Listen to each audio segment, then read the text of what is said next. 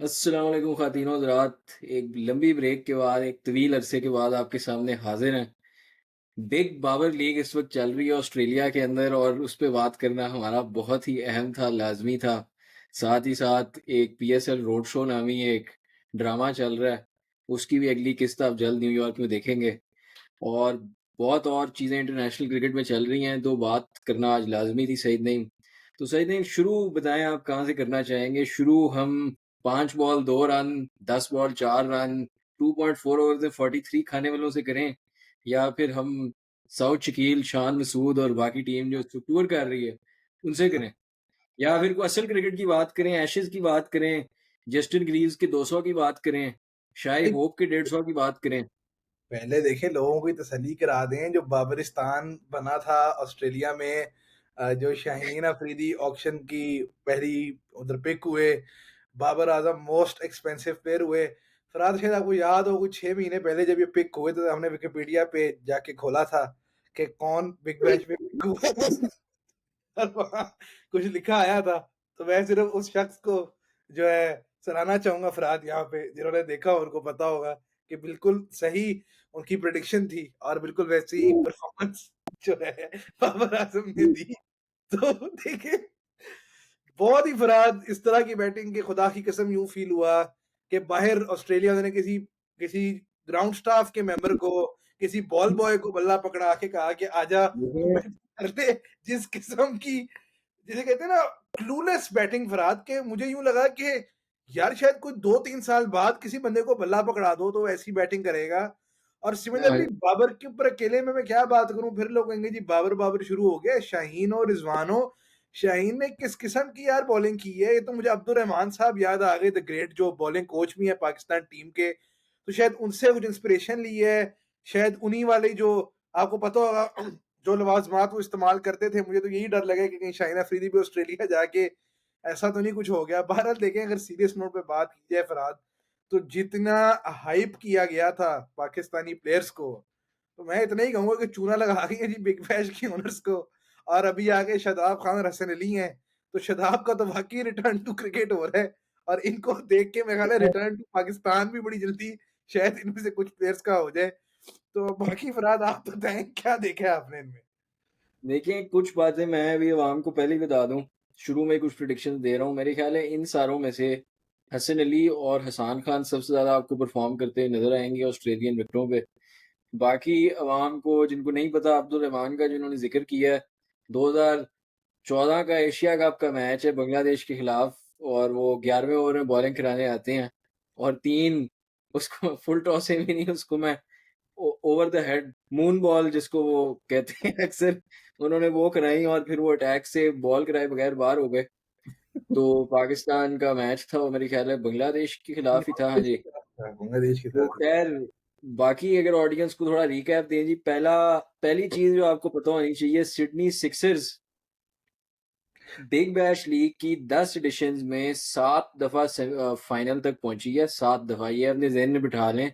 इससे पहले कि सीज़न ख़त्म होने पे लोग हमें बताएँ कि कैसे टीम ही अच्छी नहीं थी, बाकी सारों ने क्या किया, बॉलिंग फ़िज़ूल थी, फ़ील्डिंग अच्छी नहीं थी। 7 आउट ऑफ 10 वो फाइनल्स में पहुँचे हैं, जिसमें से 3 दफ़ा वो जीते हैं और मेरे ख़्याल है वो तीसरा एडिशन है जीते हैं।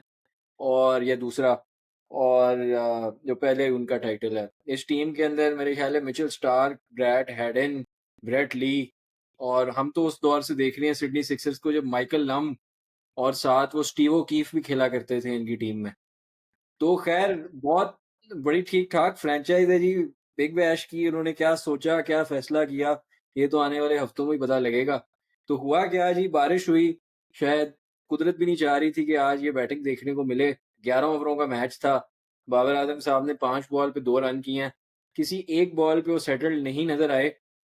उन्होंने जो 2 रन भी लिए हैं, जो ऑफ के ऊपर से सर्कल के बाहर उन्होंने शॉट मारी है, वो भी कोई टाइमिंग इतना नहीं था। और जो फिर उन्होंने एक तो कैच, बल्कि मेरे ख्याल है किसी ने जान के उनका अटेम्प्ट नहीं किया कि भाई ये थोड़ी देर खड़े ही रहें। उससे अगली बॉल पे उन्होंने खैर फिर कैच दे दिया।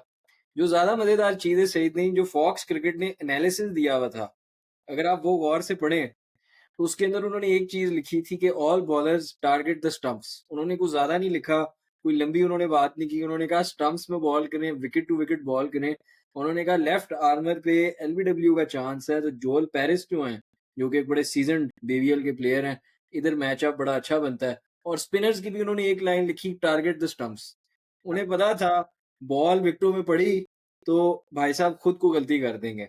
लेकिन देखें, दूसरी मैं ख़ैर आपको बताऊँ मेलबर्न रेनेगेड्स में क्या हुआ है, 10 बॉलें खेल के 4 रन किए हैं। पैट्रिक डूली की बॉल पे मोहम्मद रिजवान आउट हुए हैं। और डूली के भी अहले खाना को नहीं पता होगा कि वो क्रिकेट खेलती हैं, किसके लिए क्रिकेट खेल रही हैं और वो उस दिन थे कहाँ पे। लेकिन मोहम्मद रिजवान ने तोहफ़ा दिया अपनी विकेट का। मेलबर्न रेनेगेड्स से मेरा एक मासूमाना सवाल है, देखिए टिम साइफर्ट के होते हुए मोहम्मद रिजवान आपकी टीम में क्या कर रहे हैं? और बाकी शहनशाह अफरीदी का आपने बड़ा अच्छा बताया। देखें, सबसे जो यहाँ ज़रूरी स्टैट है, क्योंकि हम स्टैट्स पे बहुत बात करते हैं, बाबर आज़म और मोहम्मद रिज़वान दोनों का सेम स्ट्राइक रेट है। सही नहीं, सेम स्ट्राइक रेट पे उन्होंने अपनी परफ़ॉर्मेंस दी है। 5 physics ball 2 run, 10 ball 4 run. नहीं रिज़वान ज़िंदाबाद। ने कहा रेप्लिकेट करूँगा मैं फिज़िक्स, केमिस्ट्री सेम परफ़ॉर्मेंस। बाकी बेटे लेकिन बाबर की टीम हार गई। मज़ीद अगर बाबर 5-10 बॉलें ऐसी इनिंग्स खेल देता तो 113 जो उन्होंने किया वो भी ना होता। रिज़वान की टीम फिर भी जीत गई। साइफर्ट ने बहुत अच्छी बैटिंग की और मेरे ख़्याल है वो पीक ने बहुत अच्छी नीचे से हिटिंग की। जो मेरे ज़हन में है, देखें जो सीरियस बात है, इससे बेहतर मौका बाबर आज़म के पास फ़ॉर्म में आने का नहीं था। हुँ, देखिए मेंटली आप पे ऐसा कोई प्रेशर नहीं था, आपको ऐसे उतारा जा रहा था जैसे आपके 20,000 इंटरनेशनल रन हो चुके हैं और आपने कितनी ट्रॉफियाँ आपने जिताई हुई हैं टी20 में। सिंपल सी बात है, इस वक़्त जो एक कैंपेन चल रही है कि आपको बिग बैश की परफ़ॉर्मेंस पे आपकी जगह वर्ल्ड कप के लिए जस्टिफ़ाई की जाए। उसमें आपके पास सुनहरी मौका था, यहाँ पे आपने थोड़े बहुत रन्स आपने करने थे। आप 20 बॉलों में 28 भी कर देते तो एडिट बन जाने थे। एडिट तो अभी भी बन गए हैं। बढ़िया हिट। एडिट एडिट तो अभी भी बन गए हैं। लेकिन देखिए कुछ मैं टेक्निकल अगर बातें करूँ सही नहीं, उसमें मुझे नहीं पता कि गेम 11 ओवर होने का उसमें हाथ था कि नहीं था। था उसका तो था। जो शॉट मारी है बाबर आज़म ने, इसी बॉल पे, अब ज़ाहिर है वो दुबई की विकेट थी और ये ऑप्टस स्टेडियम पर था। लेकिन तकरीबन इस एरिया की बॉलों पे इतना अच्छा बैकफुट पंच ये मारा करते थे, जो कि इनकी ये कवर ड्राइव की जो एज वाली इश्यूज़ हैं उससे भी पहले था। तो पता नहीं वो गेम में वो चीज़ें कहाँ गई हैं, हो सकता है 11 ओवर होने का हाथ हो इसमें। और दुआ आज यही है देखो। ये 11 हाँ जी। ओवर की तो सच्ची बात है कि बाबर आज़म को शायद बैटिंग करने नहीं आना चाहिए था। ये बात मैं कोई उसकी बुराई में नहीं कह रहा, ये मैं एक हकीकत बता रहा हूँ कि जिस तरह ऑस्ट्रेलिया में आपको याद होगा जो हसीबुल्लाह खान को जहाँ ओपन करा दिया था इन्होंने। याद है आपको वो भी एक था शॉर्टहैंड गेम थी तो वहाँ हसीबुल्लाह वगैरह को उन्होंने ओपन करने भेज दिया था जब बारिश हुई पड़ी थी। और वहाँ पे भी मुश्किल कंडीशंस थी। तो ज़ाहिर-सी बात है बाबर की गेम ही नहीं सूटेड फराज, जो सीधी-सी बात है कि 10-11 ओवरों की गेम में उसने करना क्या था और फिर जिस तरह की बैटिंग उसने वहाँ पे की है, वो तो बिल्कुल ही पैथेटिक थी। बाकी मैं कुछ बात करूँ तो यार अब हमें यहाँ बैठे को नज़र आ रहा है, हमेशा से पता है, एक वेल नोन बात है कि पाकिस्तानी बैट्समैन ख़ास तौर पे स्ट्रगल करते हैं ऑस्ट्रेलिया के बाउंस के साथ, पेस के साथ। बॉलर्स का ज़ाहिर है बेहतर चांस इस वजह से नज़र आता है, हारिस रऊफ जैसा भी बॉलर जो है बिग बैश में बड़ा अच्छा परफ़ॉर्म करता है। अभी आपने हसन अली की बात की, शाहीन पे मैं हैरान हूँ कि उसने इतनी गंदी परफ़ॉर्मेंस दी।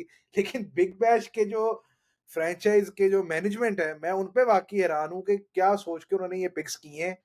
ख़ासतौर पे बाबर की अगर हम बात करें तो वहाँ पर भी स्टीव स्मिथ इसी टीम में है, वो तो ज़ाहिर है अभी एशेज़ खेल रहा है। बट अगर ये टीम प्रोग्रेस करती है, तो ज़ाहिर है वो भी वापस आएँगे।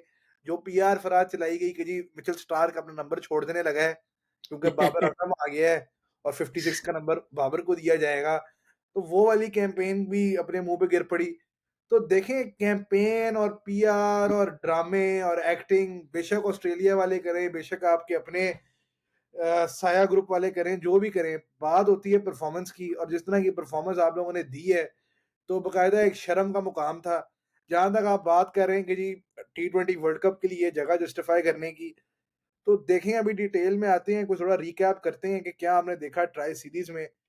बट बाबर आज़म ने दिखाया क्या है पिछले 10-12 महीनों में कि उसकी गेम आजकल की टी20 क्रिकेट के लिए सूटेड है, जो उसको ड्रॉप किया, उसके बाद क्या इम्प्रूवमेंट आई है उसकी गेम में। तो यार कोई बंदा कमेंट्स में देखिए बता दे, पॉडकास्ट पे आ जाए, कोई मुझे समझा दे कि क्यों बाबर आज़म को टी20 में एक ऑटोमैटिक सिलेक्शन समझा जाता है। बेशक फ्रैंचाइज़ लेवल पे भी अगर हम बात करें, क्योंकि बाबर खेल रहा था तो एक तरफ, दूसरी तरफ फिन एलन खेल रहा था, ठीक है? दूसरी तरफ मिचेल मार्श और फिन एलन ओपन कर रहे थे फरहाद और इस तरफ बाबर आज़म थे। तो ये मेरा इस फ्रैंचाइज़ से भी सवाल है सिडनी सिक्सर्स से कि शायद नाम बदल के अपना सिडनी सिंगल्स रख दें, कोई सिडनी डॉटर्स रख दें, कोई 50 ओवर का टूर्नामेंट खिला लें बाबर को, क्योंकि ये तो आपकी तरफ से भी सेंसलेस है। बाकी जहाँ तक बाबर का अपना ताल्लुक है, उसकी पीआर का ताल्लुक है, उस पे तो बात हम कब से करते आ रहे हैं, करते रहेंगे।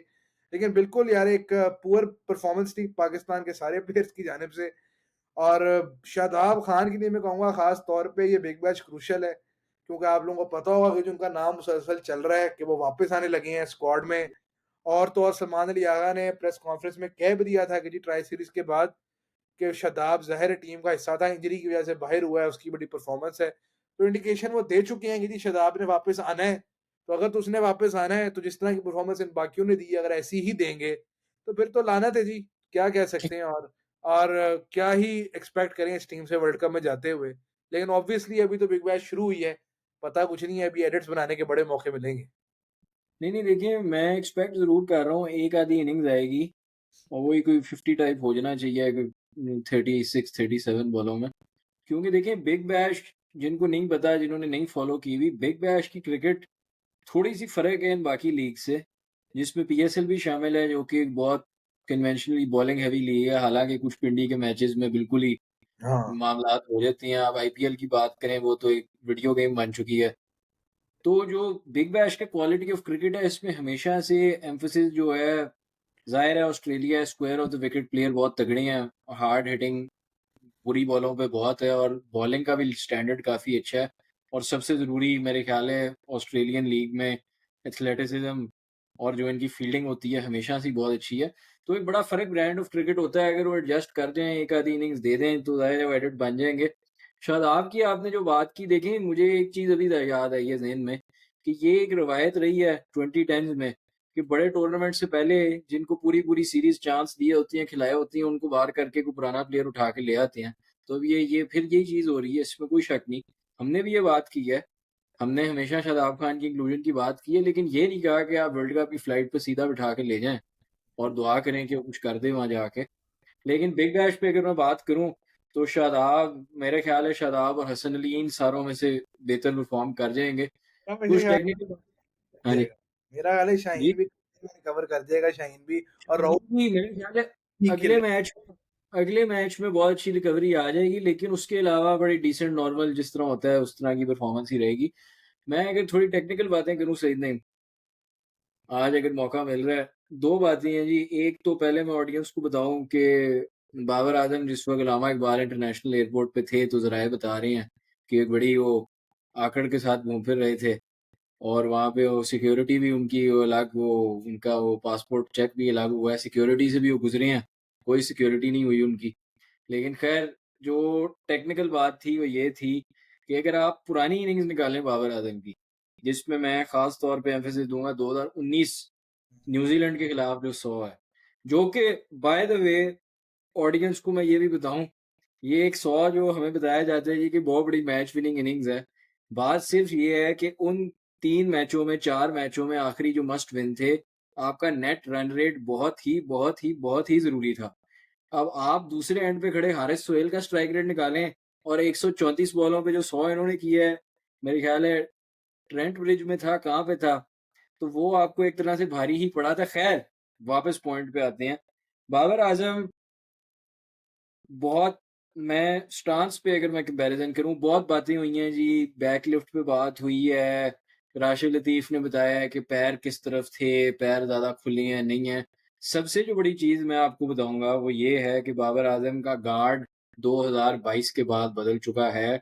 बाबर आज़म मिडल एंड लेग पे खड़े होते हैं अब। पहले पूरी तरह लेग स्टंप पे खड़े होते हुए नज़र आएँगे आपको। ख़ास तौर पे वो ट्रेंट बोल्ट के खिलाफ, जो कि समझा जाता है कि बहुत अच्छी उन्होंने बैटिंग की। इवन ऑस्ट्रेलिया के खिलाफ वो कमिंस को जो उन्होंने बहुत शॉटें मारी, कोल्टन नायर को चौके मारे। तो थोड़ा-सा ये चेंज अब सईद ने इसकी मैकेनिक इस तरह समझाती हैं कि मैं विराट कोहली की बैटिंग देख रहा था और वो और ऑफ स्टंप के करीब उन्होंने गार्ड लेना अगर शुरू नहीं भी किया तो बहुत ज़्यादा क्रॉस आने लग गई हैं। उससे उन्हें क्या फ़ायदा हुआ है कि जिन बॉलों पे यूजुअली वो कवर ड्राइव खेलते थे या निक हो जाता था ऑफ स्टंप के बाहर, उनको वो अब सीधा खेलने में कामयाब हो रहे हैं। उन पे वो फ्लिक भी मार लेते हैं क्योंकि वो इतनी क्रॉस आ चुकी होती हैं, बैलेंस ज़ाहिर है उनका बेहतरीन है। तो बाबर आज़म का तो उल्टा मसला है। बाबर आज़म को जो लेट बॉल थोड़ी अंदर आ जाए, पैड पे आ जाए, उसमें वो बिल्कुल ही हेल्पलेस नज़र आती हैं। तो अगर वो स्टांस थोड़ा वापस हो जाए, तो मेरे ख़्याल है कोई हर्ज नहीं है। दूसरी जो ज़्यादा मज़ेदार बात सही नहीं शादाब खान के बारे में। देखिए मेरी इस पे बहुत लोगों से बहस हुई हुई है कि शादाब खान अगर आप करियर के पहले 2 साल निकालें, तो शादाब खान की स्टॉक बॉल गूगली होती थी और ये बात लोगों को नहीं पता। स्टॉक बॉल गूगली होने का ये मतलब था कि वो बेशतर डिलीवरियाँ उनकी गूगली थीं और कुछ बॉलें उनकी लेग स्पिन बीच में होती थीं, जो कि एक तरह से वेरिएशन ही फिर बन जाती है। अब शादाब खान की 2016 और 17 में मेरे ख्याल है बेहतरीन एवरेज है, बेहतरीन इकॉनमी है और बेहतरीन रिकॉर्ड है टी20 है क्रिकेट में। उसके बाद अगर आप पूरा ही थ्रू आउट टी20 क्रिकेट देखें, ज़ाहिर है बड़े टूर्नामेंट्स में इम्पैक्ट आया है, लेकिन मैं सिर्फ स्टैट्स की अगर बात करूँ तो बहुत ही वाहियात स्टैट्स हैं। अब शादाब खान के भी एक्शन में एक बड़ी मज़ेदार आपको चेंज नज़र आएगा और वो मेरे ख़्याल है 2019-20 के आस-पास ही आ जाता है, क्योंकि जो पहला उनका एक्शन था वो बहुत ज़्यादा साइड ऑन था और उनका बाज़ू मेरे ख़्याल है बहुत दूर से बॉ डिलीवरी रिलीज़ पॉइंट जो है बहुत दूर है बॉडी से। जी। बिल्कुल पूरे स्ट्रेच्ड बाज़ू के साथ वो बॉल करा रही हैं। 19 के वर्ल्ड कप में भी अगर आप देखें जब उन्होंने वो जेसन रॉय को एलबीडब्ल्यू किया है, तो थोड़ी एक ट्रांज़िशन नज़र आ रही है कि बाज़ू बहुत करीब होता जा रहा है। और अब तो 21-22 में तो फिर आप देख ही सकती हैं कि वो बिल्कुल ही चेंज होता जा रहा है एक्शन। नहीं, और तो सही उसमें नहीं उसमें तो उसकी जो ग्रोइन की जो इंजरी है और जो बात हम अक्सर करते हैं जी पीसीबी के मेडिकल स्टाफ की, रिहैब की, बायोमैकेनिक्स की, प्लेयर्स की रिकवरियों की, तो ये वहीं पे बात फराद आ जाती है कि क्योंकि शादाब खान कहीं न कहीं बहुत ओवर प्ले उसने खुद को भी किया, हर लीग खेली और ना वर्कलोड मैनेजमेंट था, ना कुछ था। तो जो ग्रोइन की इनकी इंजरी है, उसी की वजह से इनका एक्शन चेंज होता गया और ज़्यादा इनका फ्रंट ऑन आने लग गए ताकि अपनी उस टाँग पे इनका लोड कम आए। उसी की वजह से ज़ाहिर-सी बात है कि जब बाज़ू उनका करीब से आना शुरू हुआ है, तो वो इफेक्टिवनेस भी उनकी कम हो गई है हुँ। और उस तरीके से उनका ये ये जो शॉर्ट बॉलों का मसला है शादाब खान का, मेरा ख़्याल है कहीं न कहीं वो उससे भी शुरू होता है। हाँ, ख़ैर देखें ये चीज़ें छोटी-छोटी बारीक चीज़ें क्रिकेट की मेरे ख़्याल है असल चीज़ें ये हैं आज के दौर में। इवन आप देखिए मिचेल स्टार्क ने अपना एक्शन कई दफ़ा रीमॉडल किया बीच में टेस्ट क्रिकेट में। लेकिन कहीं न कहीं मैं एक आखिरी बात करूँ फिर आप बात करें। देखें एशेज़ पे अभी हमने बात नहीं की, लेकिन ये एक ग्रुप हमारे मुल्क में जिसको समझ नहीं आती कि फ़ास्ट बॉलर की लाइफ़ क्या होती है, फ़ास्ट बॉलर की वर्कलोड मैनेजमेंट क्या होती है और बड़ा फ़ास्ट बॉलिंग ट्रियो क्या होता है। ब्रेट ली मान चुके हैं कि हेज़लवुड, कमिंस और स्टार्क जो हैं, मैकग्राथ और ब्रेट ली वाला जो एरा है उससे बेहतर एक ट्रियो बन चुके हैं। तो ख़ैर अब देखें ये चीज़ें हमारे यहाँ क्या है कि उसने वो 2 यॉर्कर करा दी हैं नसीम शाह ने श्रीलंका के खिलाफ तो जी व्हाट अ स्पेल तो ये तो वो। विकेट भी ना लियो बेशक।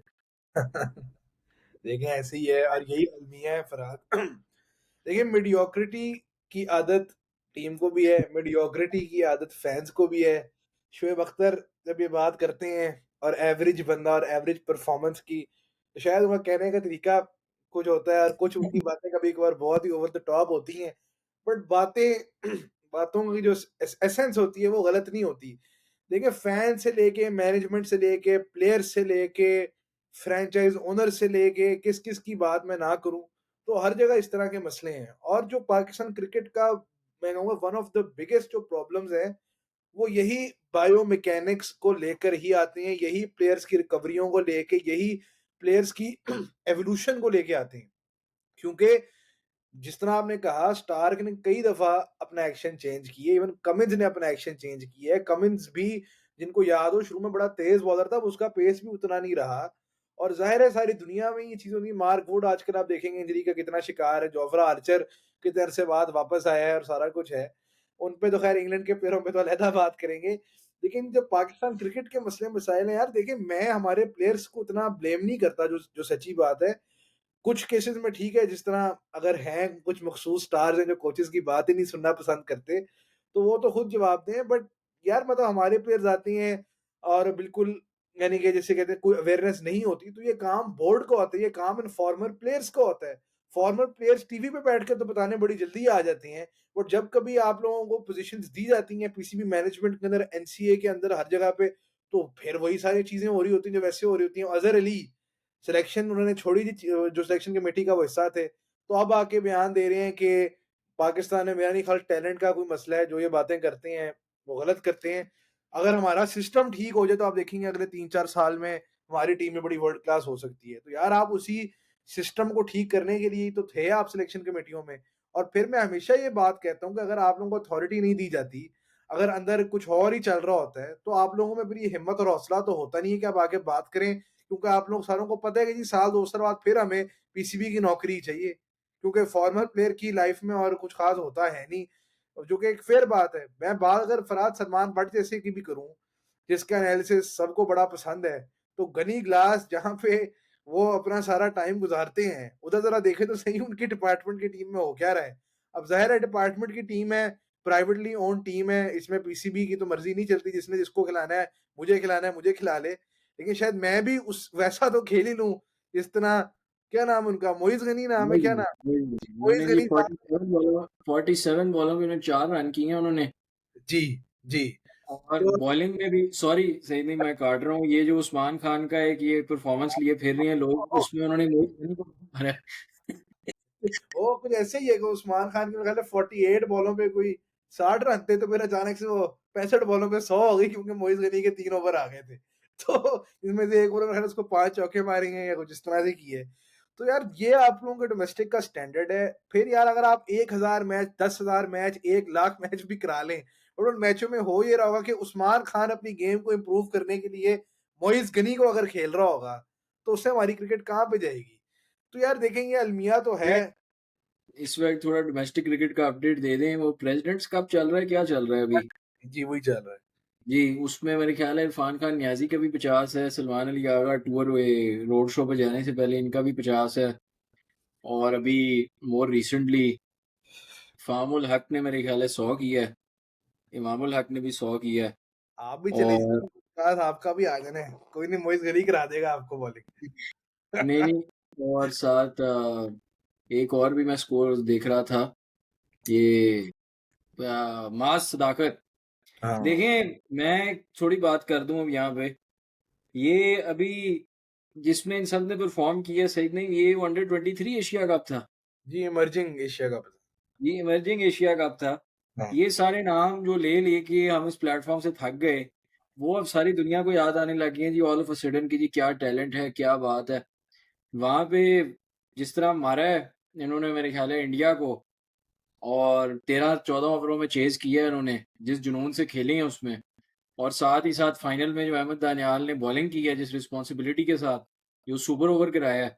लेकिन ये चीज़ें फिर लैकिंग है आपकी बड़ी टीम में। वहाँ पे आपके सुपर ओवर में जो टीवी पे आजकल माया नाज़ वो बने हुए हैं एनालिस्ट 18-18 ओवर दे रहे हैं, रन दे रहे हैं 1 ओवर में, सुपर ओवर में यूएसए के खिलाफ। तो वहाँ जो है अहमद दानियाल ने मेरे ख़्याल है 2 आउट फ़ौरन ही कर लिए हैं जाके। तो देखिए प्लान पे स्टिक करना, और फिर उसमें कोच जो हैं उनको भी बहुत क्रेडिट जाता है, उमैद आसिफ, ली बिल्कुल, आयरन मैन, बिल्कुल जाते डोमेस्टिक हैं। क्रिकेट के बहुत बड़े प्लेयर हैं। देखिए। साथ ही साथ बैटिंग बाकियों ने की है, हाँ। और मज़ा आया है बिल्कुल देखने का जी, ये एक बड़ी कमांडिंग परफ़ॉर्मेंस रही है। इमर्जिंग कप में हमने देखें बात की नहीं, बट बिल्कुल यहाँ पे माँ सदाकत को खास हुँ, तौर पे हाईलाइट करना बनता है। और अहमद दानियाल पे भी मैं बात करूँगा, देखें कहीं न कहीं मैंने भी उनको बड़ा क्रिटिसाइज़ किया है इन द पास्ट, बट जहाँ की परफॉर्मेंस होगी, उसको हम हाईलाइट करेंगे और एप्रिशिएट करेंगे। देखें अहमद दानियाल ने बड़ी ज़बरदस्त वेरिएशन से भी बॉलिंग की, बड़ी ज़बरदस्त लाइन और लेंथ पे कंट्रोल भी दिखाया, और अंडर प्रेशर जहाँ उबैद शाह, शाहिद अज़ीज़, इन्होंने तो वहाँ पे जो हरकतें कर छुड़ी हैं, तो उस सारे में शाहिद अहमद अज़ीज़ ने शाहिद अज़ीज़ ने एशिया कप का फाइनल देख के वहाँ पे ओवर कराने गए थे आखिरी, जिसमें 20 रन का है सेकंड लास्ट ओवर। देखिए एक चीज़ मैं आखिरी चीज़ ये ऑडियंस को बताऊँ, देखिए बात होती है बहुत ज़्यादा अभिषेक शर्मा की, तिलक वर्मा की, इवन जायसवाल की। देखिए 2016 का है कि 18 का अंडर 19 वर्ल्ड कप आप उठाएँ, हमारा एक ओपनर अली दरियाब उसने वहाँ टॉप किया था जाके। हुँ, अली हुँ। सफ्तर है, अली दरिया नाम मैं बोल रहा हूँ। दरिया। उसने तब से लेके अभी तक 1 टी20 मैच खेला हुआ था, आखिरी कुछ महीनों तक मैंने चेक किया है। और ये उस टाइम के अंदर अभिषेक शर्मा ने वो 150 मैच खेल लिए हैं। तो आप कैसे इन प्लेयर से एक्सपेक्ट करती हैं? एक दिन होना यही है कि माँ सदाकत को भी उठा के फेंक दिया जाएगा इंटरनेशनल क्रिकेट में, जो हसन नवाज के साथ किया है। उसने 3-4 सीरीज़ नहीं परफ़ॉर्म करना, उसको बाहर कर देंगे। वो फिर नहीं वो होता। फिर वो ओपनर फिर डोमेस्टिक में जाके आप 4 पे खिलाओगे, 5 पे खिलाओगे, 6 पे खिलाओगे, 7 पे खिलाओगे, फिर 3 पे खिलाओगे, फिर आप निकालोगे, फिर आप वापस लाओगे, फिर आप उसको एक ट्रॉफी का एक मैच खिला दोगे, फिर आप वापस लाओगे और फिर आप उसको ज़ाया कर दोगे। उसके बाद वो जाके मोइज़ गनी की कप्तानी में खेल रहा होगा फ़ेज़ 5 के अंदर, तो क्या करेगा? उसकी ज़िंदगी क्या है? हमारे प्लेयर की क्या लाइफ़ स्पैन है? ऐसे ही है। दूसरी बात ये फिर मैं कहूँगा कि युवराज सिंह ने इतने प्लेयर अब प्रोड्यूस करना शुरू कर दिए हैं वहाँ पे अपनी कोचिंग के साथ, मेंटरशिप के साथ। यहाँ पे क्या है जी, रोड शो करवा लें और उसके अंदर बेतुकी वाहियात किस्म की जोक्स इनसे करवा लें। भई आप जवाब दें, आपने कितने प्लेयर पैदा किए हैं पाकिस्तान के लिए? देखिए रोड शो और की मैं युवराज सिंह की मैं एक बात करूँ, स्टैट्स की बात होती है बहुत ज़्यादा। 2011 के अंदर युवराज सिंह की जब उम्र 29 थी, सही नहीं 29, उस वक़्त उनके पास थे 8052 ओडीआई रन्स 292 इनिंग्स के अंदर। 10 साल और वो आदमी खेलता तो हाँ, टॉप 3 ओडीआई रन स्कोरर्स में आ जाता। हालाँकि वो प्लेयर खेल भी उस टाइम पे 4-5 पे रहा था और उसके बाद नीचे गया, 6 पे गया। जी, जी। तो युवराज सिंह मेरे ख्याल है बहुत underrated white ball player, match बिल्कुल, विनर। और 100%। यहाँ पे कितने रन हैं इस वक़्त जी? कितने रन हैं ओडीआई के? मैं अक्सर भूल ही जाता हूँ कहाँ तक पहुँच गई ये बात, और यार बताएँ? अब मैं वो आप 6500 रन है, सहित नहीं में 31 उम्र हो रही है और जी वो तो हमारे ग्रेटेस्ट हैं। हमारे ग्रेटेस्ट हैं बिल्कुल देखें यही मैं तो फरहाद यही बात बार-बार करता हूँ और यही अलमिया है। ख़ैर आप देखें ग्रेटेस्ट की बात हमने की, कुछ रोड शो की बात ज़िक्र आपने की तो रोड शो के बारे में कुछ बता दूँ मैं थोड़ा-सा। न्यूयॉर्क में जी रोड शो का इनकाद हुआ, सबसे पहले लंदन में हुआ। लंदन में जो सस्ती हरकतें पीसीबी ने की, देखें सीखते नहीं हैं। अभी जब वर्ल्ड टी20 में टेक्सास में मीटअप रखा गया था जी, $50 की टिकट लगा के वहाब रियाज ने खाने खाए थे। तो अब उसके बाद लंदन में £500 की टिकट लगाई गई कि जी जिसने आना है £500 दे। तो वहाँ पे जब गालियाँ पड़ी, जब ज़लालत हुई, तो उसके बाद न्यूयॉर्क वाले पे इन्होंने अपनी लोकेशन ही नहीं डिस्क्लोज़ की। पहले तो जी रोड शो का पीसीबी ने प्रेस रिलीज़ निकाली, पोस्ट लगाई कि जी हफ्ते के दिन मेरा ख़्याल है 13 दिसंबर को 4 बजे रोड शो होगा। ऐसा रोड शो था जिसकी लोकेशन डिस्क्लोज़ नहीं थी। फिर जी अली ज़फ़र साहब ने पोस्ट लगा दी, जिसमें उन्होंने कहा जी प्लाज़ा होटल है न्यूयॉर्क में जी, वहाँ पे होगा।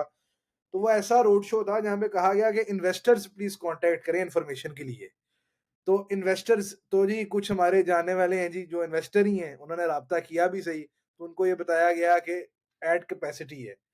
तो कौन से लोगों के लिए ये रोड शो था, किन के लिए ये रोड शो था, किन मकासद के लिए ये रोड शो था, क्यों हमारे पैरों को परेड कराया जा रहा है, किसने शान मसूद को देख के, मतलब विद ऑल ड्यू रिस्पेक्ट, किसने शान मसूद और सऊद शकील को देख के एक पीएसएल फ्रेंचाइज में इन्वेस्ट कर देना और खरीद लेना है।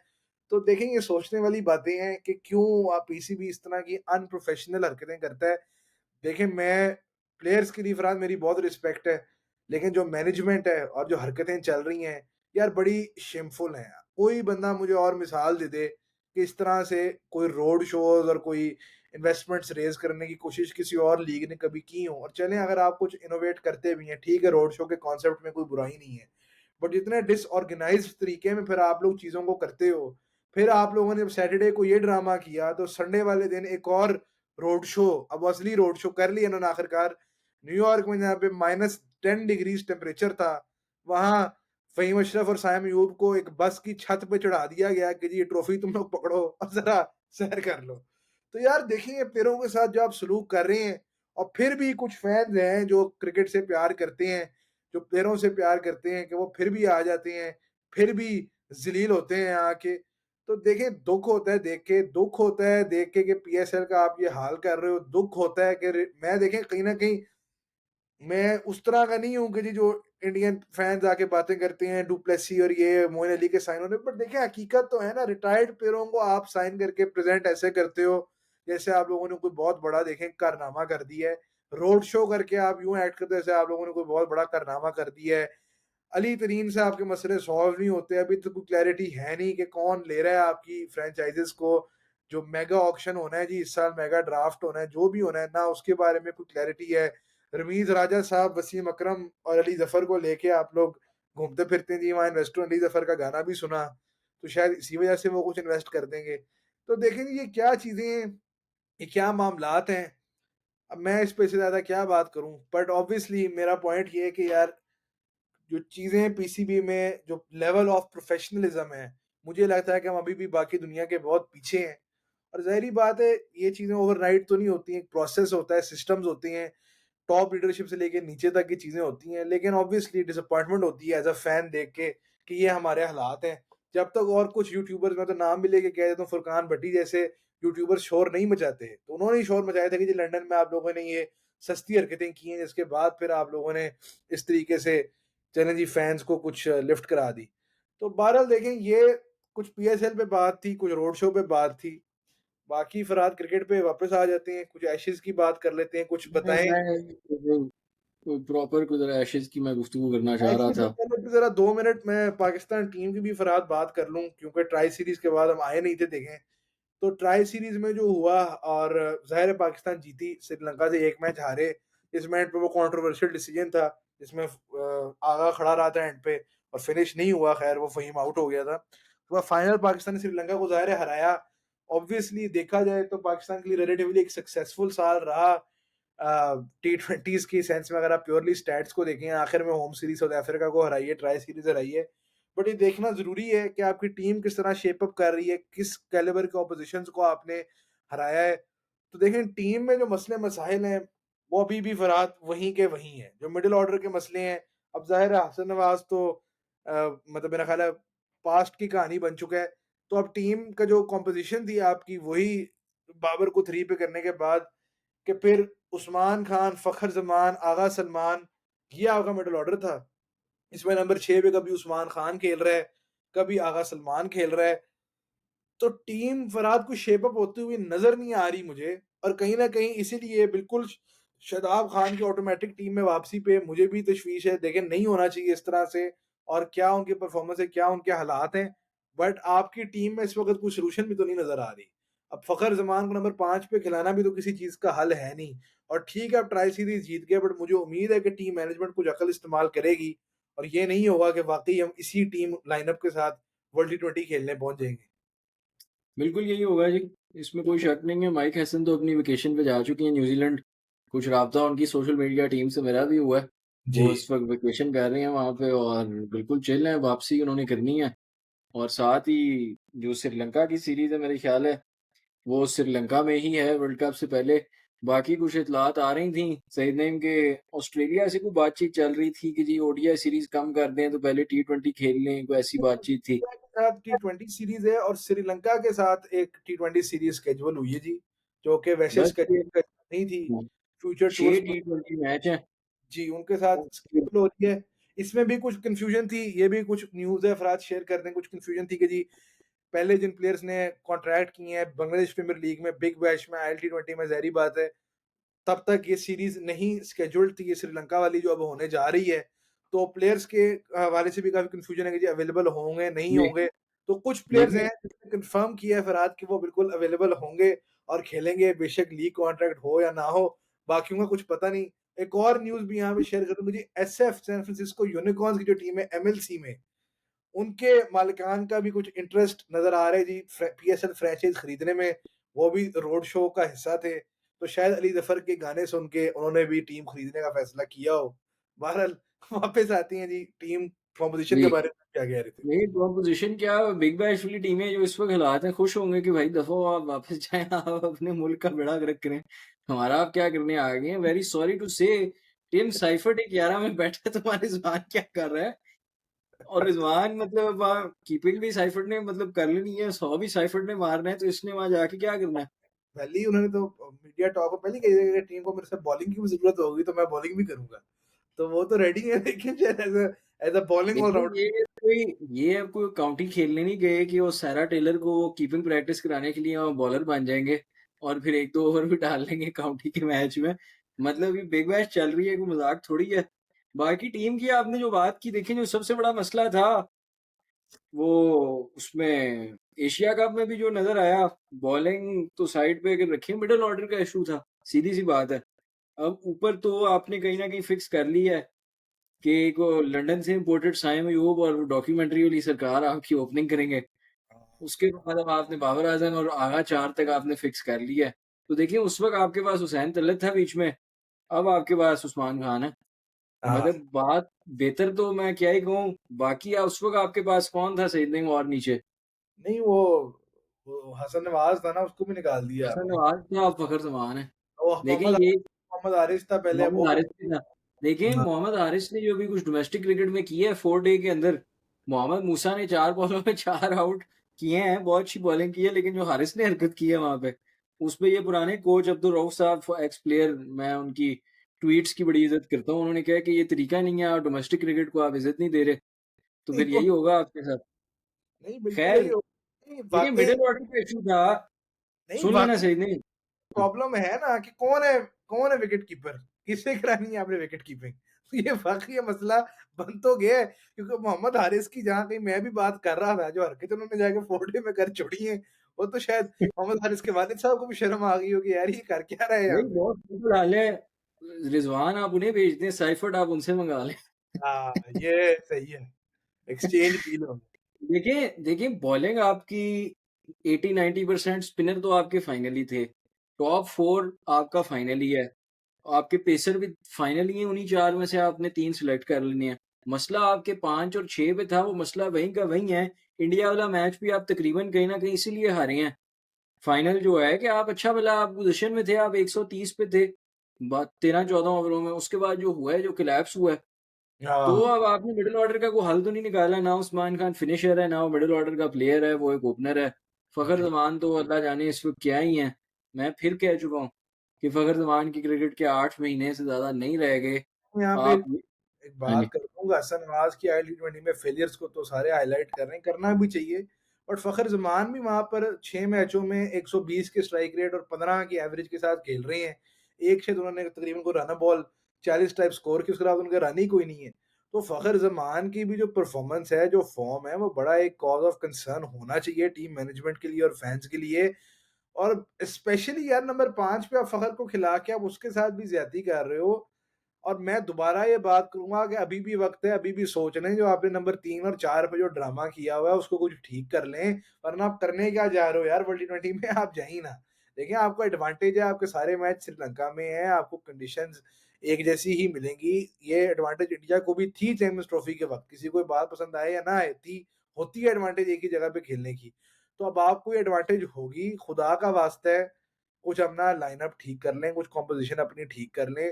अब वो कैसे ठीक करनी है, तो इसका जवाब तो फ़रहाद बड़ा लंबा हो जाएगा, क्योंकि जो टीम आपने दी थी, जो आप पिछले महीने 2 से देते आ रहे हैं कि जी ये टीम आप वर्ल्ड टी20 में खिला लें, तो उससे तो मुझे लगता है और दूर ही जाते जा रहे हैं। उस टीम में फ़खर ज़मान का नंबर 5 पे खेलने का तो कोई स्कोप था नहीं। तो उससे तो बहुत दूर जा चुकी है मैनेजमेंट। तो पता नहीं माइक हैसन शायद वेकेशन करके वापस आएँगे, कुछ दिमाग फ्रेश होगा तो शायद कोई फ़ायदा लेकिन ये इनकी बकवास चलती रहनी है, मैं थोड़ी असल क्रिकेट पे बात करना चाहूँगा। आज बात होगी एशेज़ पे, ऐशेज़ हो जाए। बात होगी ऑस्ट्रेलिया की परफ़ॉर्मेंस पे। हाँ, देखें, इस वक़्त 2-0 ऑस्ट्रेलिया लीड कर रहा है। लास्ट टाइम जो एशेज़ में वो 2-0 डेफ़िसिट से वापस आया है, वो 1936 में आया है और वो ऑस्ट्रेलिया 2-0 के बाद 3-2 पे गए थे। देखिए, पहला टेस्ट हुआ, उसमें मेरे ख़्याल है कोई 170 के लगभग इंग्लैंड ने फर्स्ट इनिंग्स में किया और आके ऑस्ट्रेलिया को उन्होंने 132 पे ऑल आउट कर दिया। उसके बाद इंग्लैंड ने बैटिंग में को 241 किया और फिर ऑस्ट्रेलिया ने जो चेज़ किया है, जो ट्रेविस हेड ने हिटिंग की है, 205 उन्होंने 2 विकेटों के नुकसान पे किया है, 2 दिन में वो टेस्ट मैच खत्म हो गया था और एक टोन सेट हो चुकी थी। देखिए, मैं यहाँ जो असल चीज़ हाइलाइट करना चाहूँगा, वो ना तो बेसबॉल की नाकामी और स्टुपिडिटी है, वो सिर्फ़ एक चीज़ है कि ऑस्ट्रेलिया के पास ना कमिंस की सर्विसेज़ थी, ऑस्ट्रेलिया के पास ना हेज़लवुड की सर्विसेज़ थी, ऑस्ट्रेलिया ने दूसरे मैच में लायन भी नहीं खिलाया। उस सब के बावजूद इनके पेसर इतनी अच्छी परफ़ॉर्मेंस कैसे दे देते हैं?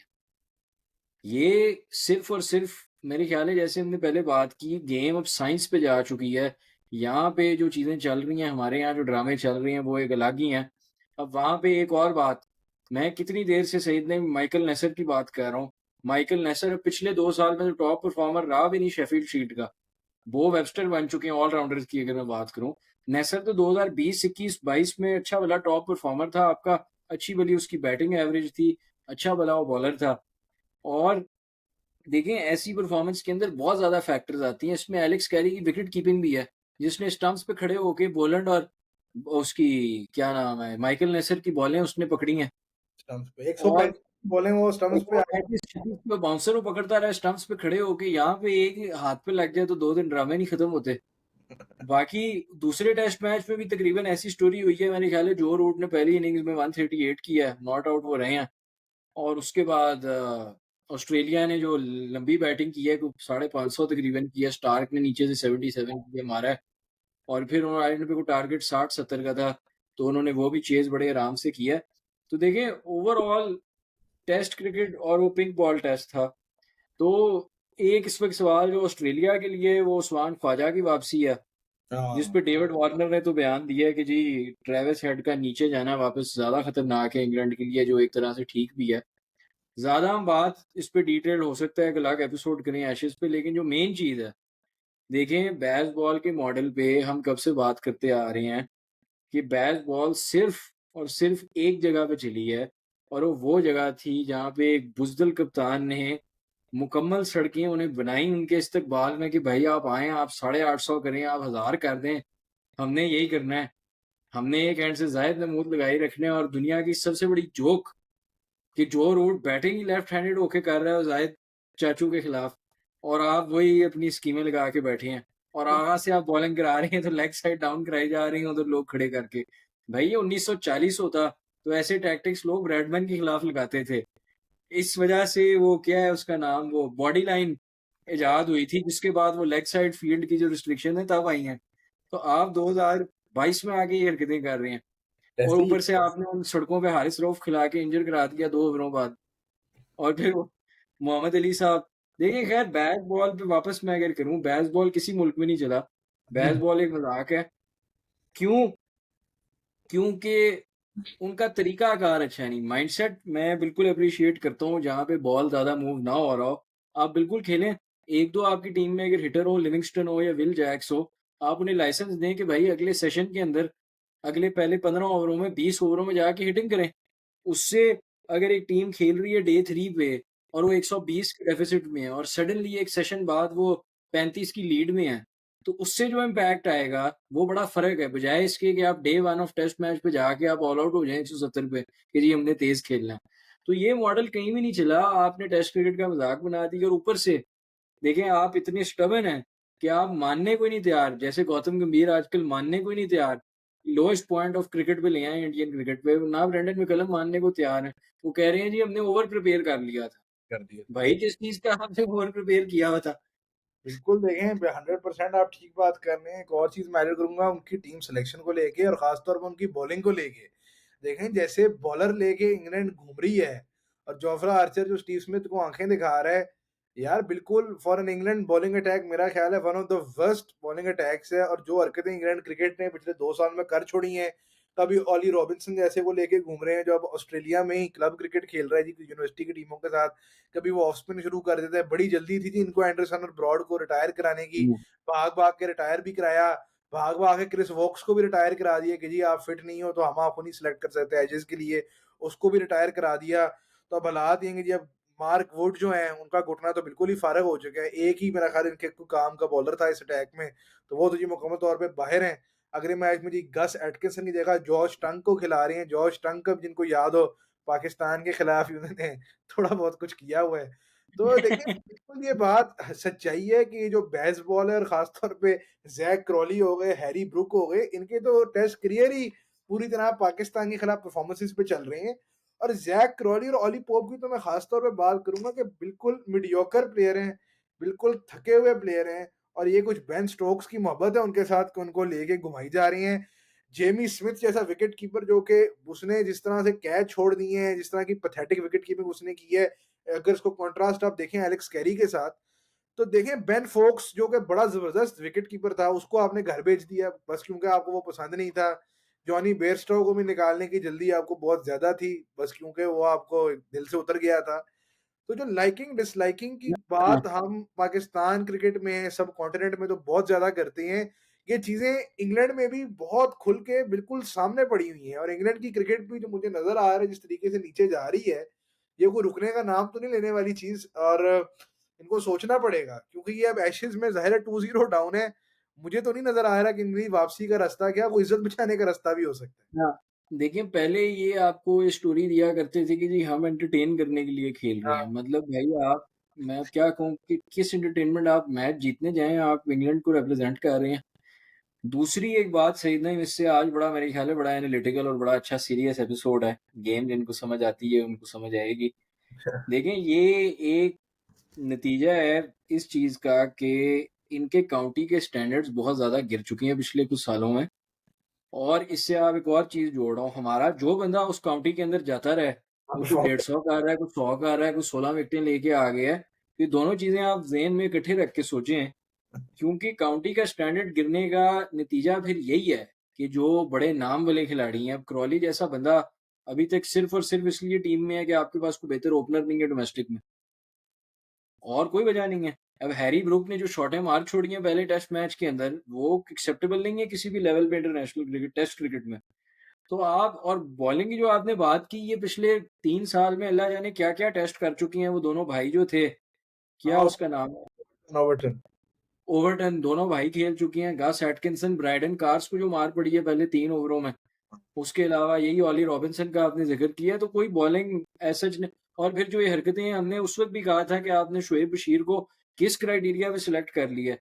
वो जी हमने कुछ सॉफ्टवेयर लगाया हुआ था अंपायरों के हैट पे, तो बेन स्टोक्स को बड़ा पसंद आ गए उसके 1-2 ओवर, तो जी टेस्ट क्रिकेट खिला दी। वो उधर ऑस्ट्रेलिया में बड़ा काम है क्योंकि बाउंस बड़ा है, तो जहाँ पे स्पिनर खिलाने का वक्त आया तो विल जैक्स खिला दिया और शोएब बशीर ये को भी संभाल के रखा हुआ है। और वो इन्होंने बीच में वो और भी बड़ी हरकतें देखिए वो इंग्लैंड ने। रेहान अहमद है जिसको नाइट हॉक बना दिया था, वो खैर अचानक से बैट्समैन बन गया जी वो, लेकिन वो इंजर हो गया। तो वैसे वो मुझे लगता है देखिए, इनका मैं प्लेयर मैं आपको फिर बताता हूँ, ये 2016 से 18 के दरमियान इनकी बैटिंग पे एक फ़ेज़ आया था, जो अब इनकी बॉलिंग पे आ गया है। हाँ। बैटिंग में क्या फ़ेज़ आया था कि कभी जी ये वो गैरी बैलेंस खिला रही हैं, बीच में इन्होंने कुछ साल पहले हसीब हमीद खिला दिया था, वो भी अब कुछ ज़िंदा ही नहीं। माइकल कार्बरी इनका ओपनर था, वो जो कार्बरी फर्स्ट खैर हाँ, कार्बरी तो कुछ 14-15 की बात होगी, लेकिन उसके अलावा ये बैटिंग में और बहुत इन्होंने अजीब-अजीब हरकतें की हुई हैं। हसीब उम्मीद बड़ा अच्छा खेल रहा है काउंटी में पिछले कुछ अरसे से, उसको अब अब खिला खेल रहा है, जब ये उसको लेके आए थे तब तो वो उसके क्या साथ भी ज़्यादती ऑस्ट्रेलिया ले गए थे। अब वो उसको खिला नहीं रहे। अब खिला नहीं रहे। देखिए इनका आखिरी टेस्ट बैट्समैन, ज़ाहिर है अभी तो रूट खेल रहा है, उसके अलावा मैं बात करूँगा। मेरे ख़्याल है आखिरी 2 बड़े टेस्ट के बैट्समैन एलिस्टेयर कुक हैं, और कुक जो हैं बहुत जल्दी रिटायर हुए हैं, 34 साल की उम्र में रिटायर हुए हैं। यहाँ पे लोग 31 पे परफ़ॉर्मेंस के बगैर खेली जा रही हैं। 34 पे उसने आखिरी इनिंग्स में 100 किया था इंडिया के खिलाफ, और मेरे ख़्याल है अश्विन ने आखिरी विकेट उसकी ली थी कि नहीं, कि जडेजा ने ली थी खैर। और जोनाथन ट्रॉट, उसके बाद से ना इनसे कोई प्रोड्यूस हुआ है कोई प्लेयर। अब आप ट्रॉट की वो स्टोरी ना सुना दें। वो स्टोरी छोड़िए, मैं बड़ा हँस तो मैं रहा हूँ। ट्रॉट को भी देखें ये नहीं ऑस्ट्रेलिया की पिचेस पे ही उसको बर्बाद कर दिया था और डिप्रेशन का बेचारा मरीज बन गया था। तो अब जाके हाँ, अफ़गानिस्तान ये बिल्कुल सही फिट उनके लिए जो जॉब है उस पे मौजूद है अफ़गानिस्तान की कोचिंग पे। वो छोड़ बाकी ये अगला छो वर्ल्ड कप उनका आखिरी असाइनमेंट है एज़ अफ़गानिस्तान कोच। ये अच्छा, अनाउंस हुआ है जी। खैर देखिए एशेज़ पे मैं क्या कहूँगा, एशेज़ पे मेरा जहाँ तक ख़्याल है, एक ऐसा मैच होगा जिस पे इंग्लैंड रेजिस्टेंस बहुत अच्छी देगा, और वो मेरे ख़्याल है ज़्यादा से ज़्यादा एक ड्रॉ में रिज़ल्ट कर जाएगी। बाकी ऑस्ट्रेलिया बिल्कुल डोमिनेट कर रही है।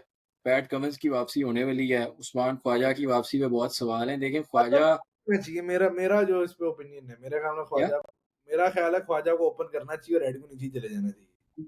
देखिए ख्वाजा को ओपन ज़रूर कराएँ, लेकिन ख्वाजा के और कुछ डीप रूटेड मसाइल हैं जो ऑडियंस को शायद ना पता हो, कि उस्मान ख्वाजा पे पिछले 3 साल में जो डिसिप्लिन के मसले हैं, हाँ। वो एक बहुत फ़र्क स्टोरी है। उस्मान ख्वाजा ने शेफ़ील्ड शील्ड का मेरे ख़्याल है क्वालीफाइंग मैच अपनी टीम के लिए, क्वींसलैंड के लिए मिस किया था कि जी मैं फ़ॉर्मूला 1 देखने जाना है। फिर उन्होंने फाइनल भी वो मिस किया था। वो अब वो गोल्फ खेलने पहुँच गए हैं। पहले मैच में जो प्रैक्टिस की ना उन्होंने मिस किया कि वो गोल्फ खेल रहे थे, फिर उसको वो बैक स्पैज़म डेवलप हुए जी। तो तो ये ये थोड़े बहुत उनके मसाइल हैं जो क्रिकेट ऑस्ट्रेलिया जाने दे रही है, क्योंकि पता है कि करियर का इख्तिताम है, कुछ सर्विसेज़ उनकी भी हैं ऑस्ट्रेलिया के लिए। तो अब वो भी एंड पे पहुँच रही हैं, लेकिन ऑस्ट्रेलिया को भी अब सोचना है कि अगला ओपनर कौन तैयार हो रहा है, क्योंकि यही 2 साल के स्पैन में ख्वाजा और वार्नर दोनों जा चुके हैं। बात की जाए फिर तो ग्लोबली टेस्ट क्रिकेट के हालात वैसे ही, आप अगर हर टीम को भी उठा के देखें तो सारी कोई अपनी साउथ अफ्रीका के अलावा शायद हर टीम ही कोई अपनी इस वक़्त वर्स्ट टीम के साथ ही जिसे कहते हैं ना ये फ्री है। देखिए उसमें ज़ाहिर है इंजरीज़ का फैक्टर है, लेकिन बायलैटरल व्हाइट बॉल को लोगों ने सीरियस लेना छोड़ दिया है, तो टेस्ट क्रिकेट तो फिर दूर की बात है।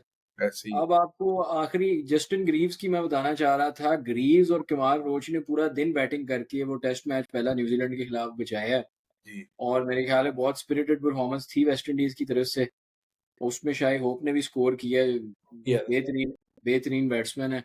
आखिरी अगर मैं सईद ने अपने एंड से बात करूँ, देखें 100 की बात हो रही है कि पहुँचा जाएगा या नहीं। मैंने बड़े साल पहले कहा था कि 93 पे जाके जो है ना काउंटर रुक जाएगा। तो देखते हैं अब क्या होता है। नहीं क्रिकेट के होगी। लिए हैं? अब कितनी हो गई है? 84 हो गई हैं। हाँ। इश्यू सिर्फ ये है कि वो बहस चल रही है आजकल के कितने ओडीआई मैचेज़ हैं वर्ल्ड कप को मिला के, तो देखना पड़ेगा। लेकिन मैं एक छोटी बात कर दूँ, देखें जब गौतम गंभीर कोचिंग में आए थे तो हमने यही कहा था कि ये एक ज़हनी मरीज़ हैं, सिंपल सी बात है। और जो उन्होंने हरकतें कर छोड़ी हैं वहाँ पे, पहले उन्होंने कुछ महीने पहले प्रेस कॉन्फ्रेंस में कहा है कि जी कोच को क्रेडिट नहीं हो जब बाहर बैठे होते थे। संजू सैमसन पे इतनी बात करते थे कि संजू सैमसन बाहर क्यों बैठा है, संजू सैमसन बाहर बैठा है। गिल टी20 के अंदर फिक्स हो गया हुआ है और बाकी देखिए बहुत लंबी बातें हैं, इन पे मैं क्या ही करूँ लेकिन एक बात वो हैं? बड़ी समझ और मैं दे दूँ। पहली तो ये है कि पीसीबी और शान मसूद को कुछ अकल आई है, तो हुँ, एहसास हुआ है कि जी शान मसूद करंट प्लेयर होते हुए कंसल्टेंट फॉर इंटरनेशनल पता नहीं क्रिकेट अफेयर्स के प्लेयर अफेयर्स जो भी उनको बनाया था, वो जी चीज़ रिवर्स हो गई है और चुपचाप उस चीज़ को वापस ले लिया गया है। तो जी शाबाश पीसीबी एक मर्तबा फिर आपने एक इंतहाई एम्बैरेसिंग हरकत की और चुपचाप आपने उस चीज़ को साफ कर लिया अपने मचाए हुए गंद को। दूसरी भी जी खबर है, अज़हर महमूद पाकिस्तान टीम के अब कोच नहीं रहे और उनका कॉन्ट्रैक्ट नहीं रिन्यू करने का फैसला किया गया और उनका कॉन्ट्रैक्ट जी खत्म हो रहा है, अगली टेस्ट सीरीज से पहले-पहले खत्म हो चुका होगा। तो ये अब नया रेड बॉल कोच भी आएगा। तो अज़हर महमूद साहब अगर आप लोगों को पता नहीं कितने लोगों को ये बात पता है बट अभी जो टेस्ट सीरीज साउथ अफ्रीका के खिलाफ हुई उसमें अज़हर महमूद कोच सिर्फ इसलिए था, क्योंकि पीसीबी उसका कॉन्ट्रैक्ट पे आउट नहीं करना चाहती थी। तो इस वजह से उसको रेड बॉल का कोच रखा हुआ था अज़हर महमूद को। तो जी अब ऑफिशियली देखें खत्म अगर भी। महमूद में 1 सेकंड की भी शर्म हो, 1 सेकंड की भी, तो आइंदा पाकिस्तान का सितारा एज़ अ कोच, प्लेयर तो आप वैसे ही नहीं पहनेंगे, वो आप किंग्स इलेवन पंजाब की शर्ट पहन लेते हैं। लेकिन एज़ अ कोच आपने पहना तो मैं वेरी सॉरी टू से जी मैंने इसी प्लेटफ़ॉर्म से आपको गालियाँ निकालनी हैं। वो आप मेंस टीम के कोच हों, वुमेन्स टीम के कोच हों, अंडर 19 के कोच हों, इमर्जिंग टीम के कोच हों, ओवर 50s आप के अगर ओवर हाँ, ओवर 50 टीम के हुए। वहाँ भी जी पाकिस्तान फाइनल में ऑस्ट्रेलिया से हार गई है, मुझे समझ नहीं आई वहाँ क्या हुआ है। जी, वहाँ भी आ रही है जी बिल्कुल। तो ख़ैर खैर एक साइकिल साइकिल के हिसाब से वकार यूनुस साहब की बारी है कोच बनने की। तो बस दुआ करें कि और कोई आ जाए। अज़हर महमूद की मैं देखिए मैं बहुत ज़्यादा बातें कर सकता हूँ। मैं आपको एक छोटी मिसाल देता हूँ, उससे आप इन प्लेयर्स की साइकी समझें। अब 2019 के वर्ल्ड कप से पहले ये हसन अली की ज़ुबानी मैं बता रहा हूँ आपको किसी पॉडकास्ट में उन्होंने बताई है, फिर मेरे ख्याल है ख़त्म करती हैं। उन्होंने कहा कि जी आमिर भाई की परफ़ॉर्मेंस नहीं हो रही थी। वो 16 मैचों में विकेटलेस थे, ये था, वो था। तो मिकी ने कहा हुआ था कि नहीं आमिर को खिलाएँगे। तो ऐसे ही हम लड़के एक दिन ड्रेसिंग रूम में बैठे थे, तो अज़हर भाई ने सारों के सामने कह दिया कि आमिर की ये परफ़ॉर्मेंस नहीं हो रही, तो फलाने को मैं सोच रहा हूँ टीम में ले आऊँ।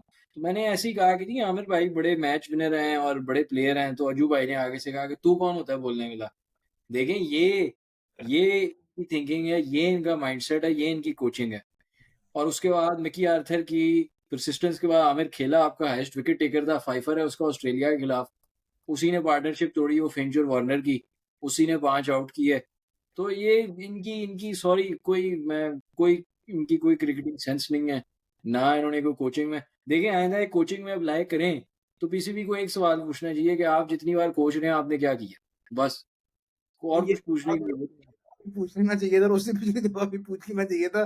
तो कोई जवाब तो अदर महमूद ने तैयार किया हुआ है कि उसके बावजूद उनको ये जॉब मिल जाती है या फिर इंटरव्यू ऐसा होता है कि उसमें ये सवाल उनका जवाब आपका बता देता हूँ। जैसे उन्होंने एक दफ़ा कहा था ना कि हमने पिच गलत नहीं पढ़ी, पिच बेफ़र्क फ़र्क कर गई। वो ये कहते हैं कि हमने कोचिंग गलत नहीं की, टीम गलत कर गई। तो मेरा ख्याल है इसी नोट पे खत्म करते हैं। देखिए मजा आया जी, वापस हमने पॉडकास्ट रिज्यूम किया है। इंशाल्लाह फिर आज ये सिलसिला अब रेगुलर रहेगा। तो देखें आगे वर्ल्ड कप है और वर्ल्ड कप में जितना दिल टूटता है, तो ज़ाहिर है पॉडकास्ट पे आके बात करेंगे। हाँ, देखिए सेमीफ़ाइनल में फिर कह दूँ सेमीफ़ाइनल आप पहुँच रहे हैं, उसके बाद फिर अल्लाह हाफ़िज़ देखी जाएगी। पाल खरमा नंबर 6 पे ना खिलाएं। बाकी अब सेमीफाइनल शायद पहुंच जाएंगे। देखिए वो जो सुपर 8 है इस दफ़ा फ़ॉर्मेट किया है, सुपर 4 है। वही वही है जो पिछले दफा था। सुपर हाँ, सुपर 8 होगा। और 4 तो ग्रुपों में बस 2 टीमें आएंगी। बस फिर यही दुआ है सही दिन की एक तो बड़े मैचेस में नौबत ही ना आए उस्मान खान की बैटिंग की। उसी की बिना पे आप आगे सेमीफाइनल तक निकल जाएँ। वो चलें जी। डॉक्यूमेंट्री वाले भाई को वर्ल्ड कप जिता दें तो फिर कुछ बनेगा। फिर असल में डॉक्यूमेंट्री बना देते। चलें जी, थैंक यू सो मच। अल्लाह हाफ़िज़।